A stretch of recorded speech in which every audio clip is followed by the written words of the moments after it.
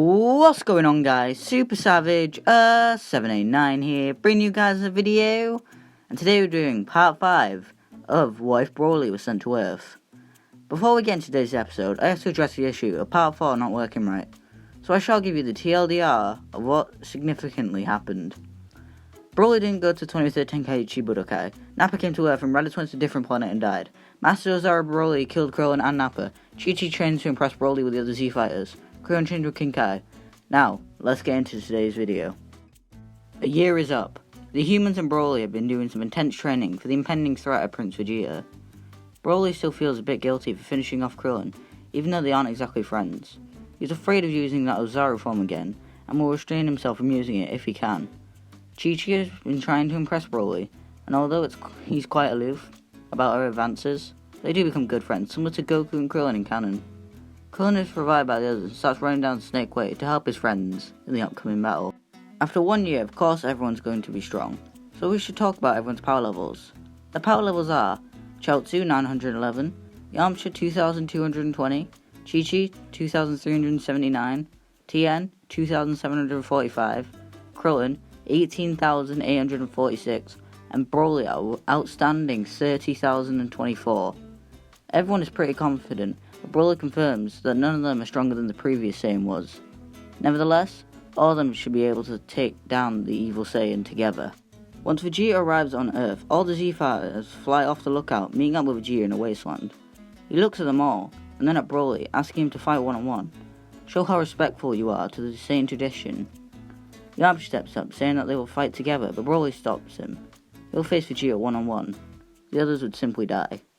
Broly and Vegeta assume battle poses and then charge at each other, starting their fight. Vegeta is battered around by Broly, barely able to get a hit on him. Even when he does, Broly simply bats it away or blocks it. It's simple, leaves Vegeta in shock. Broly isn't like Goku to where he'd suppress himself, nor will he show mercy. He's just glad he isn't having to use his Master Ozaru. The prince is in an utter panic state. He tries firing a Gallic gun, but Broly fires an Omega Kamehameha, his powered-up green version of the beam, that shoots Vegeta into the sky, almost completely out of the atmosphere. As everyone starts cheering, they all feel something that scares them. It's a huge power. No, it can't be. Ozaru Vegeta falls out of the sky, landing behind the Z fighters, laughing maniacally. The monkey shouts that if he can't kill Broly, he'll just have to kill the rest. Almost immediately, a blast comes out of his mouth, rushing straight towards Chaozu, which Broly sees. Using all the power he can, he tackles Chaozu out of the way, and the two manage to barely survive the attack. Following up on this, Vegeta goes to step on both Broly and Chaozu, until Tien fires a Kiko Ho, pushing Vegeta's leg up a little bit, giving Yamcha and Chi-Chi the chance to rush in and grab their friends out of the way. After using the Kiko Ho, Tien is badly damaged, but not dead since he wasn't damaged beforehand, so Tien manages to remain in the fight. After several minutes of constant dodging and useless attacks, the Z Warriors start to lose hope on winning. Yamcha looks at Broly and shouts to his friend to use that form. It's the only way. Reluctantly, Broly agrees to. He starts to power up, his eyes turning yellow, as his muscles begin to bulk, which Vegeta notices. The transformation isn't complete yet, so Broly can still somewhat know what's happening. Before he can lose control and fall into the raffle form, a shout of "Kienzon" can be heard. A yellow disc comes flying in out of nowhere, slicing off Vegeta's tail, causing Vegeta to fall back into his base, which Broly sees, not needing to use the mastered form. Vegeta is confused and somewhat damaged as he turns around, seeing Krillin rushing at him, pulling back his fist for a punch. Before the moment of impact, Krillin vanishes from Vegeta's sight, flying past Vegeta, going over to his friends and Broly. They still aren't friends, but more so allies, like Piccolo and Vegeta in canon. Krillin reveals that he only has 2 sensor beams from Korin, asking who he should give it to. The group agree, gave it to the former Crane students, since they took the most damage. Vegeta flies over to the others, which causes them all to panic, but the prince reassures him to calm down. You, Broly, that power you showed, and the potential you exhibit, no wonder my father sent you away. Please help me overthrow the space tyrant known as Frieza. Z fighters are in shock that Vegeta would ask for help. Krillin walks up to Vegeta and says, "Why should we believe you? You don't have to believe me, but the likelihood is that Frieza will come here and destroy the planet. I'm sure it'd be better to know the inner workings of the Empire, have a man on the inside." Before anyone else could shut down Vegeta's offer, Broly speaks, telling Vegeta that they'll do it. Vegeta tells them that he doesn't have an idea where Frieza and his army can be going. Frieza would have to go on a mission of worth in order to leave. Maybe he has, but it's unlikely. Krillin gets an idea, looking towards the sky, asking King Kai if he knows where Frieza is going. The Northern Kai tried to warn his student not to fight the Emperor, but Krillin just asked the question again. With a sigh, King Kai takes a look, discovering that Frieza and his forces are going towards a planet named Namek, for reasons I'll disclose soon. Then, King Kai realizes that this planet has more Dragon Balls, which worries Krillin, who explains to the others what he knows. Kami contacts them all and tells them that his ship will be of use to them, but Vegeta is skeptical. Saiyan pods move much faster than the Namekian thrusters would. It'd be better to take his, Nappa's, and Broly's. Only 4 of them would have to stay on Earth, which the group doesn't want. Yamcha gets the idea of Bulma reverse engineering the Saiyan tech into a big ship that they can all take and train on, during which the others agree is a good idea. Everyone brings the Saiyan pods back to Bulma, who starts getting on work to a ship immediately. She makes one similar to the one in canon. Vegeta demands that she put a gravity chamber on the ship, which causes the two to start bickering, but reluctantly Bulma agrees.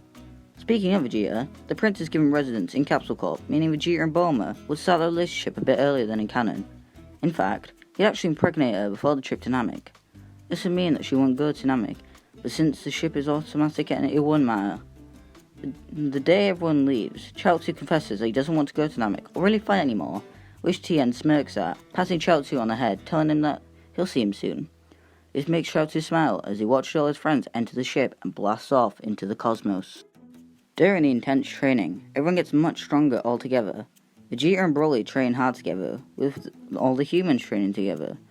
Since Vegeta would only want to spar at Broly, and that would give Broly not much time to spar with his friends. To try and impress Broly, Chi-Chi trains intensely as possible, pushing himself further than the other humans are. Also, oddly, Vegeta does some meditation from time to time, which is when Broly trains with his friends. Once arriving at Namek, their power levels are Broly, 450,360, Vegeta, 360,000, Krillin, 141,345, Chi-Chi, 26,764, Tien, 20,588, and Yamcha at 16,650. Once arriving on the surface of Namek, they sense a battle going on. They assume this power level is Frieza, but Vegeta tells them it isn't. It's much smaller. Then they sense both power levels drop one after the other. Then the remaining power levels fly off, which Vegeta confirms is Frieza and his men. Curious as to what happened in the fight, they fly off to that location. They arrive in a destroyed Namekian village to see a bunch of Namekian corpses. After looking around a bit, Vegeta is in awe to see Dodoria dead, with his armor broken and a hole in his chest. This confuses Vegeta. No way a Namekian could do this. Their power levels average around 3,000. Looking around a bit more, the gang becomes shocked, except for Vegeta. He kind of already knew this. There, slumped against a crater with a hole in his rib, is a Saiyan named Kakarot, and he's still breathing.